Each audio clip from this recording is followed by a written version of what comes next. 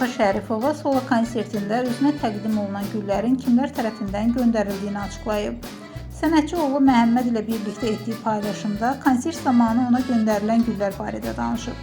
Vəfa Şərifova bildirib ki, bir gün əvvəl sosial şəbəkə hesabında paylaşdığı, üzərində baş hərfi olan və hər şeyim sözlərinin yazıldığı gül buketi hər kəsin marağına səbəb olmuşdu.